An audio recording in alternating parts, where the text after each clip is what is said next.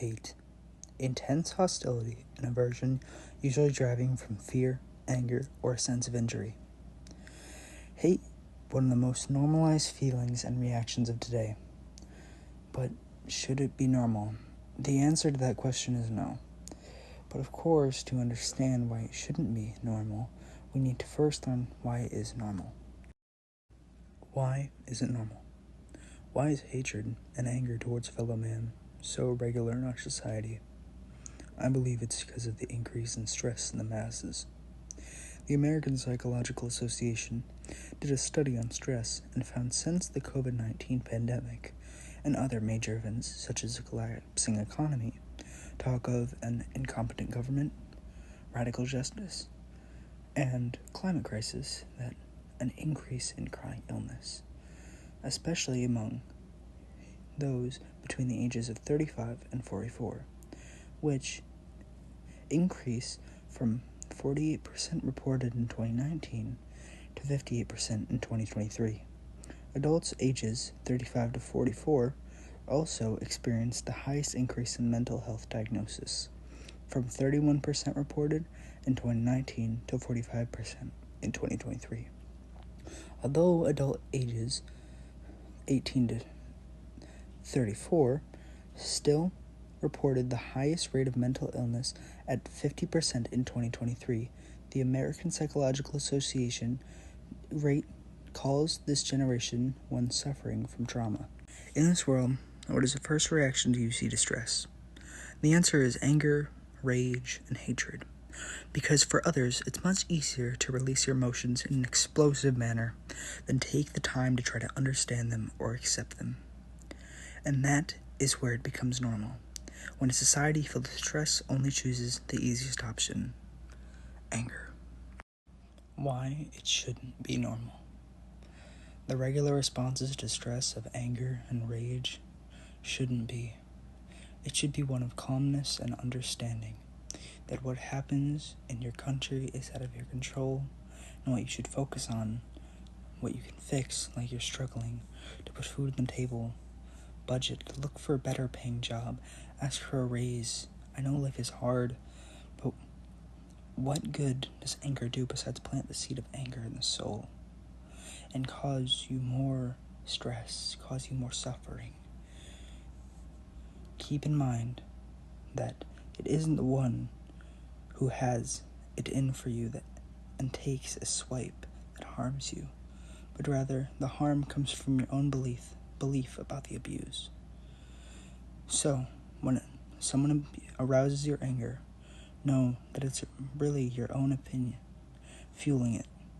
Instead, make it your first response not to be carried away by such impressions, for with time and distance, self-mastery is more easily achieved. Epictetus. This is from a philosopher, a Stoic like me. The great Galilean, a prominent Greek physician in the Roman Empire, at one point suffered the loss of all of his work and books. In a clear example of what we can call a virtuous Stoic response, he wrote that the fact that after a loss of totality of my pharmaceutical remedies, the totality of my books, as well as these recipes, are reputable remedies, as well as the various editions I wrote on them, in addition to so many other works, each one of them which exhibits that love of work that was mine my entire life. The fact that I felt no pain shows the first nobility of my behavior and graciousness of my soul. This is the response from a philosopher named Zeno. After he lost everything he had ever owned in a shipwreck, unlike the people of today, his reaction wasn't screaming, anger, or hatred. It was calm and understanding, knowing there was nothing he could do about it or done to prevent it. The man would go on to found the philosophy known as Stoicism, the philosophy I choose to follow. The philosophy of Stoicism is neither unknown or misunderstood.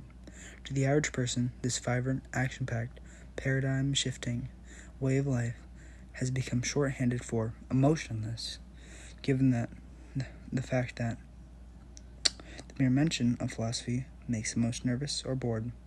Stoic philosophy, on the surface, sounds like the last thing anyone would want to learn about, let alone urgently need in the course of daily life. It would be hard to find a word that dealt a greater justice to the hands of the English language than stoic. In its rightful place, stoicism is a tool in the pursuit of selfish mastery, perseverance, and wisdom. The Stoic philosophy teaches that you should focus on the aspects of your life that you can control, like your emotions, reactions. This is a true way to conquer anger, and a light for a generation shrouded in darkness.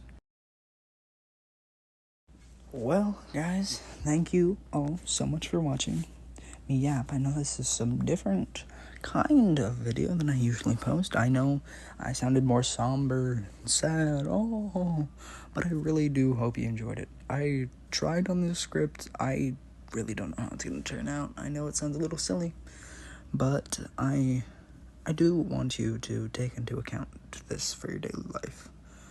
I am trying to do this content, but let me know if you enjoyed it in the comments, and don't forget to like and subscribe. Bye.